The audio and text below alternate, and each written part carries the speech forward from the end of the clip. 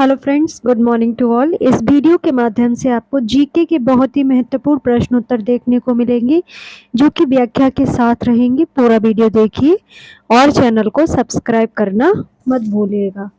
पहला क्वेश्चन है, निम्नलिखित में से कौन सा 1929 में कांग्रेस के लाहौर अधिवेशन में पारित संकल्प में शामिल नहीं था? ए ऑप्शन है भारत की विदेशी नीति, बी ऑप्शन है पूर्ण स्वराज के लक्ष्य की घोषणा, सी ऑप्शन है सविनय अवज्ञा आंदोलन प्रारंभ की तैयारी, डी ऑप्शन है अस्पृश्यता उन्मूलन। तो इसका जो सही आंसर हो जाएगा वो हो जाएगा आपका डी ऑप्शन।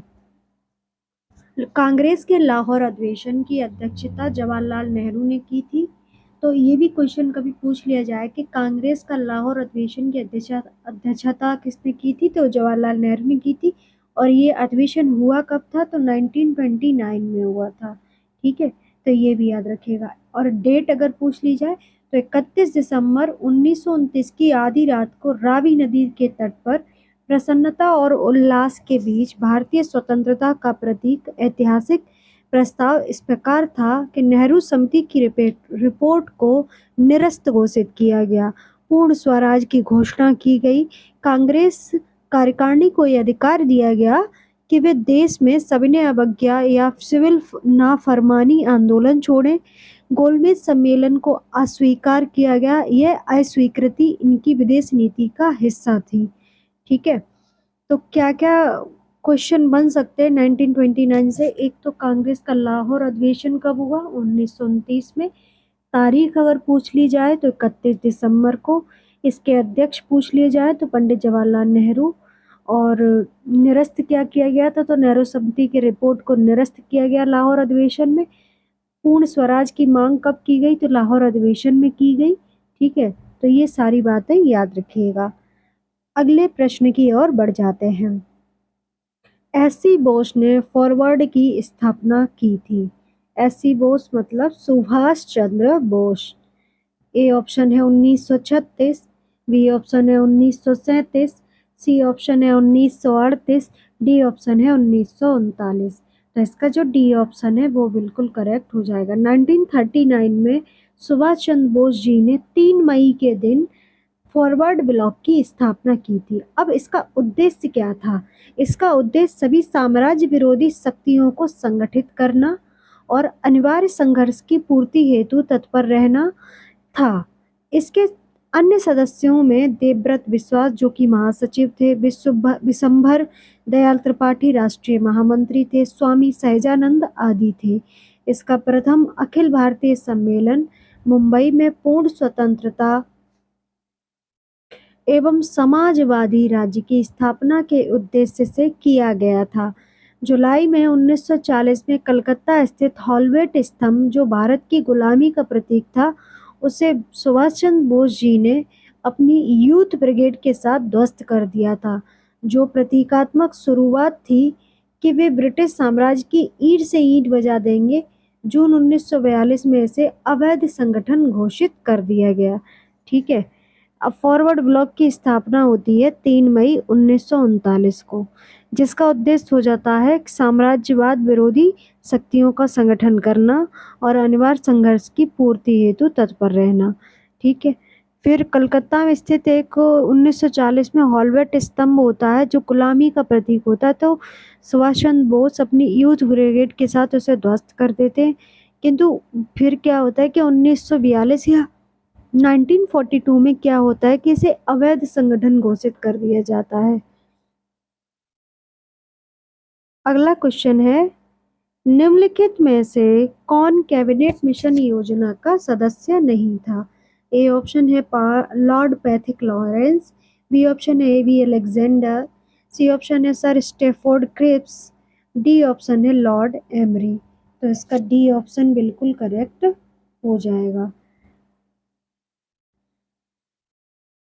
19 फरवरी 1946 को लॉर्ड पैथिक लॉरेंस ने हाउस ऑफ लॉर्ड्स की घोषणा की थी। मंत्रिमंडल का शिष्टमंडल, जिसमें स्वयं सर स्टेफोर्ड किप्स जो कि व्यापार बोर्ड के अध्यक्ष थे और एवी अलेक्जेंडर जो कि नौसेना मंत्री थे, जो भारत जाएंगे ताकि वायसराय की सहायता से भारतीय नेताओं से राजनीतिक मामलों पर बातचीत कर सकें। तो 3 लोग भारत आए थे, जो राजनीतिक जो मंत्री थे उन पे जो राजनीतिक मामले थे तो उनसे नेताओं से बातचीत करने के लिए। फिर मार्च 1946 में दिल्ली पहुंच जाते हैं। भारत के विभिन्न राजनीतिक दलों से इनकी बातचीत होती है। फिर लॉर्ड एमरी इस मिशन के सदस्य नहीं थे। इस मिशन का नेतृत्व अगर पूछ लिया जाए तो भारत सचिव सर पैथिक लॉरेंस कर रहे थे। तो कैबिनेट मिशन योजना का जो नेतृत्व है वो कौन कर रहे थे? तो पैथिक लॉरेंस कर रहे थे। अगला प्रश्न है, कैबिनेट मिशन योजना 1946 में भारत के लिए प्रस्तावित किया। ए ऑप्शन है एकात्मक सरकार, बी ऑप्शन है शक्तिशाली केंद्र सहित संघात्मक सरकार, सी ऑप्शन है कमजोर केंद्र सहित संघात्मक सरकार, डी ऑप्शन है संघात्मक सरकार जिसमें ब्रिटिश प्रांतों को पृथक होने का अधिकार था। तो इसका जो सही आंसर हो जाएगा वो हो जाएगा सी ऑप्शन, कमजोर केंद्र सहित संघात्मक सरकार।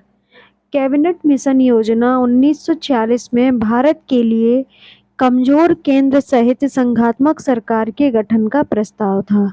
इसमें ब्रिटिश भारत और प्रांतों को मिलाकर संघ की स्थापना का प्रस्ताव था, जिसमें भारतीय रियासतों को सम्मिलित न होने की छूट थी।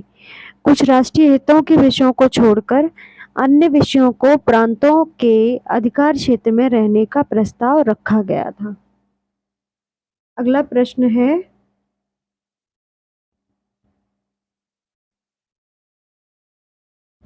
निम्नलिखित में से कौन सा मूल अधिकार विदेशी नागरिकों को प्राप्त नहीं है?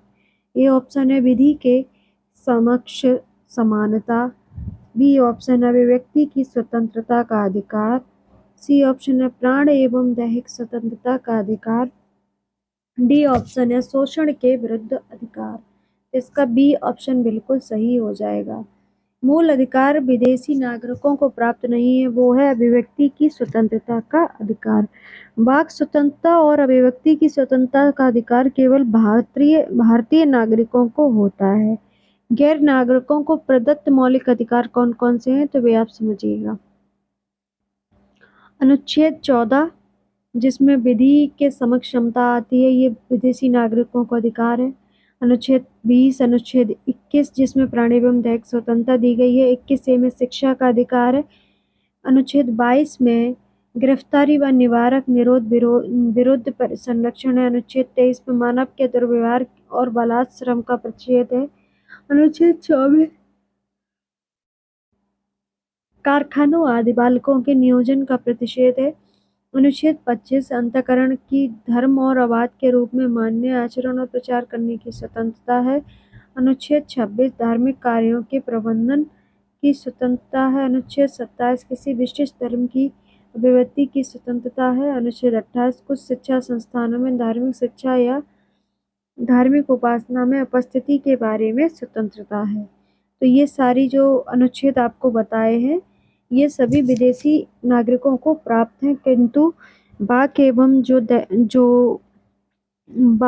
एवं अभिव्यक्ति की आज़ादी है, मतलब जो बोलने की आज़ादी है वो विदेशी नागरिकों को प्राप्त नहीं है।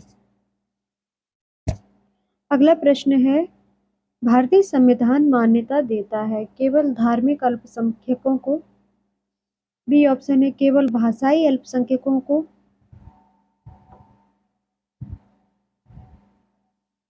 सी ऑप्शन है धार्मिक और भाषाई अल्पसंख्यकों को, डी ऑप्शन है धार्मिक भाषाई और नृजातीय अल्पसंख्यकों को। तो इसका जो सही आंसर हो जाएगा वो हो जाएगा सी ऑप्शन, भारतीय संविधान धार्मिक और भाषाई अल्पसंख्यकों को मान्यता देता है। भारतीय संविधान केवल धार्मिक एवं भाषाई अल्पसंख्यकों को ही मान्यता देता है। भारतीय संविधान द्वारा नागरिकों को अपनी भाषा, लिपि या संस्कृति की संरक्षा के लिए कतिपय अधिकार प्रदान किए गए हैं। इन अधिकारों का उल्लेख अनुच्छेद 29 एवं 30 में किया गया है। अनुच्छेद 30(1) के अनुसार धर्म या भाषा पर आधारित सभी अल्पसंख्यक वर्गों को अपनी रुचि की शिक्षा संस्थानों की स्थापना एवं प्रशासन का अधिकार होता है। अगला क्वेश्चन है, संघीय सरकार का सबसे महत्वपूर्ण लक्षण है। ए ऑप्शन है संसद की संप्रभुता, बी ऑप्शन है कार्यपालिका का विधायिका के प्रति सामूहिक उत्तरदायित्व, सी ऑप्शन है विधि का शासन, डी ऑप्शन है बहुमत का शासन। तो इसका बी ऑप्शन बिल्कुल करेक्ट हो जाएगा। कार्यपालिका का विधायक के प्रति सामूहिक उत्तरदायित्व। संसदीय शासन में कार्यपालिका तथा व्यवस्थापिका में अभिन्न संबंध रहता है। मंत्रिपरिषद के सभी सदस्य व्यवस्थापिका के सदस्य होते हैं। वे व्यक्तिगत एवं सामूहिक रूप से व्यवस्थापिका के प्रति उत्तरदायी होते हैं। संसदीय शासन में कार्यपालिका तथा व्यवस्थापिका में अभिन्न संबंध रहता है। मंत्रिपरिषद के सभी सदस्य व्यवस्थापिका के सदस्य होते हैं। वे व्यक्तिगत एवं सामूहिक रूप से व्यवस्थापिका के प्रति उत्तरदायी होते हैं। अगला क्वेश्चन है, भारत की संसद के संबंध में निम्नलिखित में से कौन सा कथन सही नहीं है। ए ऑप्शन है संविधान में एक संसदीय प्रणाली की सरकार का प्रावधान है, बी ऑप्शन है संसद का सर्वप्रथम कार्य मंत्रिमंडल का प्रावधान करना है, सी ऑप्शन है मंत्रिमंडल की सदस्यता निम्न सदन तक सीमित है, डी ऑप्शन है मंत्रिमंडल को लोकप्रिय सदन में बहुमत विश्वास प्राप्त रहना चाहिए।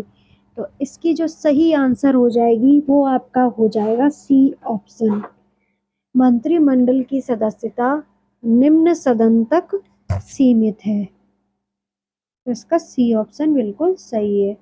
अब इसके बारे में थोड़ी बात कर लेते हैं। तो भारत की संसद के संबंध में निम्नलिखित कथन जो सी है वो गलत है, क्योंकि इसमें ये पूछा गया था कि इसमें कौन सा कथन सही नहीं है। क्योंकि मंत्रिमंडल का सदस्य लोकसभा तथा राज्यसभा दोनों में से किसी एक का सदस्य होता है, आप सभी लोग जानते हैं। दोनों सदनों का सदस्य ना होने पर कोई व्यक्ति जो होता है मंत्रिमंडल का सदस्य नहीं होता।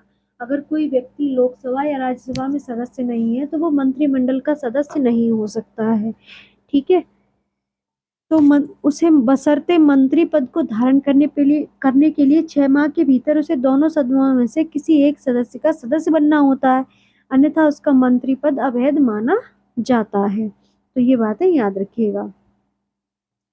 अगला प्रश्न है, लोकसभा की कार्यवाही में भाग लेने हेतु अधिकारी नहीं होता है। तो अभी नई वाले क्वेश्चन चल रहे हैं कि लोकसभा की कार्यवाही में भाग लेने का अधिकारी कौन नहीं होता है। तो कौन व्यक्ति जो होता है कि जो लोकसभा की जो कार्यवाही चल रही होती है उसमें भाग नहीं ले सकता है। तो ए ऑप्शन है भारत के नियंत्रक एवं महालेखा परीक्षक, बी ऑप्शन है भारत के अटॉर्नी जनरल जो कि महान्यायवादी कहलाते हैं, सी ऑप्शन है सॉलिसिटर जनरल महान्यायाधिकर्ता जो कि अभी तुषार मेहता जी हैं। याद रखिएगा कभी पूछ लिया जाए सॉलिसिटर जनरल कौन है इंडिया के, तो वो तुषार मेहता हैं। भारत के अटॉर्नी जनरल कौन है वो आपको कमेंट सेक्शन में बताना है। भारत के राष्ट्रपति के सचिव, तो इसमें जो सही आंसर हो जाएगा वो आपका डी ऑप्शन हो जाएगा। भारत के राष्ट्रपति के सचिव जो होते हैं वो लोकसभा की कार्यवाही में भाग लेने के अधिकारी नहीं होते हैं। अनुच्छेद 148 के तहत नियंत्रक एवं महालेखा परीक्षक की नियुक्ति कौन करता है, राष्ट्रपति करता है।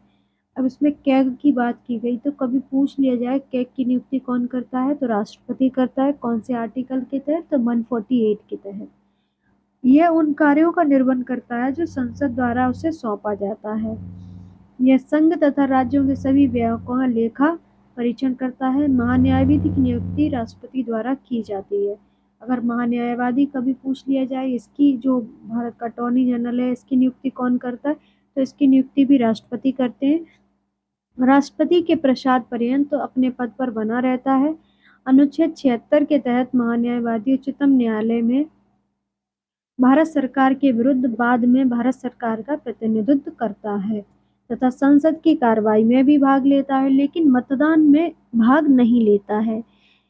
सॉलिसिटर जनरल की नियुक्ति भी राष्ट्रपति के द्वारा की जाती है, तो विशेष बुलावे पर यह सदन की कार्रवाई में उपस्थित होता है। ठीक है, राष्ट्रपति का सचिव लोकसभा की कार्रवाई में भाग नहीं लेता है। अगला क्वेश्चन है यदि वार्षिक संघीय बजट लोकसभा द्वारा पारित नहीं होता है तो ए ऑप्शन है बजट में संशोधन कर से यह दोबारा पेश किया जाता है। बी ऑप्शन है सुझाव हेतु बजट राजभाषा को भेज दिया जाता है। सी ऑप्शन है संघीय वित्त मंत्री इसे त्यागपत्र देने को कहा जाता है। डी ऑप्शन है प्रधानमंत्री अपनी वित्त परिषद का त्यागपत्र पेश कर देता है। तो इसका जो डी ऑप्शन है वो बिल्कुल करेक्ट हो जाएगा। बजट सरकार की राजस्व नीति का एक व्यवहारिक रूप होता है। हमारे यहाँ बजट सामान्य तौर पर आगामी वित्तीय वर्ष हेतु मांगे पास कराकर आवश्यक सरकारी खर्चों हेतु व्यवस्था सुनिश्चित की जाती है।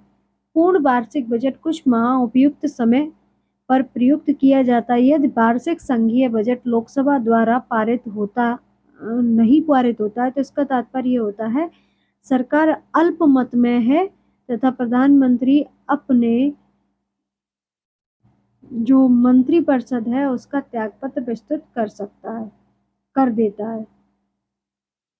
अगला क्वेश्चन है मुद्रा पूर्ति M1 क्या है? तो ये थोड़ा मिसप्रिंट है, ये लिखा है M1। ठीक है, मुद्रा पूर्ति, ठीक है, इस तरह से लिखा मुद्रा पूर्ति M1 क्या है? ए ऑप्शन है नोट एवं सिक्के तथा मांग जमा। बी ऑप्शन है नोट सिक्के मांग जमा धन डाकघर की बचत राशियां। C option A plus B और डी ऑप्शन है इनमें से कोई नहीं। तो इसका जो ए ऑप्शन है वो बिल्कुल सही हो जाएगा। नोट एवं सिक्के तथा मांग जमा जो है ये मुद्रा पूर्ति M1 होता है।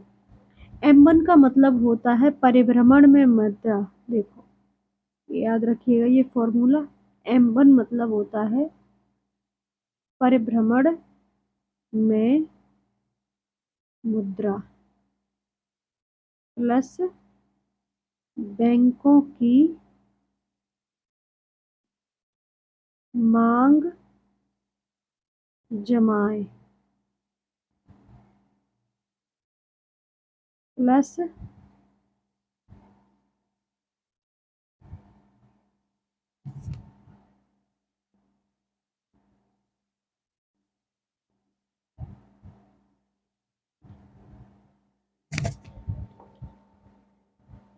एक मिनट,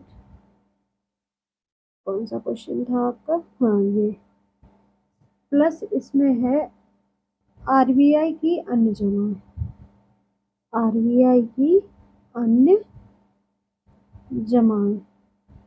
ठीक है, तो इसका फॉर्मूला आप अच्छे से याद रखिएगा, M1 बराबर C plus D plus OD। तो ये फॉर्मूला होता है। अगला क्वेश्चन है एक्चुअरी शब्द संबंधित है, तो इसका जो सही आंसर होगा वो क्या होगा? ए ऑप्शन है बैंकिंग से, बी ऑप्शन है बीमा से, सी ऑप्शन है शेयर बाजार से, डी ऑप्शन है उपरोक्त में से कोई नहीं। तो इसका जो बी ऑप्शन हो जाएगा वो बिल्कुल सही हो जाएगा। एक्चुअरीज जो है बीमा से संबंधित होता है। एक्चुअरीज का कारोबार बीमा से संबंधित होता है। बीमा पॉलिसियों के तहत कवर किए जाने वाले जोखिमों का निर्धारण तथा इनके लिए बीमा प्रीमियम का आकलन एक्चुअरीज द्वारा किया जाता है। बीमितों को अदायगी हेतु रखे जाने वाले कोष में कम से कम कितनी राशि रखना उचित होगा यह निर्धारित करने के साथ साथ जीवन बीमा पॉलिसियों पर दिए जाने वाली बोनस राशि का निर्धारण करना एक्चुअरीज के कार्यों में शामिल है। ध्यातव्य है कि एक्चुअरीज के व्यवसाय को विनियमित करने के उद्देश्य से सरकार द्वारा लाए गए एक्चुअरीज बिल 2005 को संसद के दोनों सदनों ने अगस्त 2006 में पारित कर दिया था। अगला क्वेश्चन है भारत की द्वितीय पंचवर्षीय योजना में निवेश का स्वरूप निर्धारित किया। ए ऑप्शन है प्रोफेसर एन कार्डार ने, बी ऑप्शन है प्रोफेसर BKRV राव ने, सी ऑप्शन है प्रोफेसर RF हेरोल्ड ने, डी ऑप्शन है प्रोफेसर PC महालनोबिस ने। तो इसका जो सही आंसर है वो हो जाएगा D option, professor PC Mahalanobis ने द्वितीय पंचवर्षीय योजना में निवेश का स्वरूप निर्धारित किया। भारत का पंचवर्षीय योजना में निवेश का स्वरूप प्रोफेसर PC महालनोबिस ने निर्धारित किया था, जो कि 4 क्षेत्रीय मॉडल पर आधारित थी।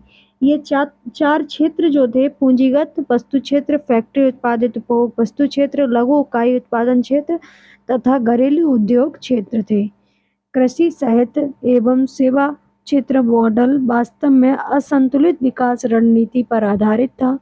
इसमें विकास दर का लक्ष्य 4.5% रखा गया और प्राप्ति इसकी 4.2% रही थी। इस योजना में राउरकेला उड़ीसा, भिलाई छत्तीसगढ़, दुर्गापुर पश्चिम बंगाल इस्पात यंत्रों की स्थापना की गई थी। तो ये क्वेश्चन भी पूछे जा सकते हैं कि राउरकेला जो उड़ीसा की स्थापना है कौन सी पंचवर्षीय योजना के तहत हुई थी, तो ये द्वितीय पंचवर्षीय योजना के तहत हुई थी। अगला क्वेश्चन है, देश में एग्रो इकोलॉजिकल क्षेत्र हैं। ए ऑप्शन है 15, बी ऑप्शन है 17, सी ऑप्शन है 18, डी ऑप्शन है 20। तो इसका जो 20 आंसर है बिल्कुल सही हो जाएगा। भारत को 20 कृषि पर्यावरणीय क्षेत्रों में बांटा गया है, जिनका आधार वृद्धिकाल, वर्षा पीईटी या पोटेंशियल इन्वायरमेंटेशन या मृदा जिला है। कृषि पर्यावरणीय क्षेत्र निम्नलिखित हैं: पश्चिमी हिमालय, पश्चिमी मैदान, दक्कन का पठार गर्म अर्ध शुष्क इको क्षेत्र, उत्तरी मैदान तथा मध्यवर्ती उच्च भूमि, मध्यवर्ती मालवा उच्च भूमि, काठियावाड़ का प्रायद्वीप, मध्यवर्ती ऊंची भूमि, दक्कन का पठार और पूर्वी घाट तमिलनाडु, अपलैंड और दक्कन का पठार और मध्यवर्ती ऊंची भूमि जो कि बुंदेलखंड में आती है, पूर्वी पठार छत्तीसगढ़ क्षेत्र का, पूर्वी पठार छोटा नागपुर और पूर्वी घाट। तो इस तरह से ये 20 आ जाते हैं। 20वें नंबर पे आता है अंडमान निकोबार और लक्षद्वीप। अगला क्वेश्चन है, भारत में औद्योगिक विकास हेतु संयुक्त क्षेत्र का विचार किस औद्योगिक नीति प्रस्ताव में रखा गया था? ए ऑप्शन है 1948 की औद्योगिक नीति, बी ऑप्शन है 1956 की औद्योगिक नीति, सी ऑप्शन है 1980 की औद्योगिक नीति, डी ऑप्शन है 1991 की औद्योगिक नीति। तो इसका जो बी ऑप्शन है वो बिल्कुल करेक्ट हो जाएगा। भारत में औद्योगिक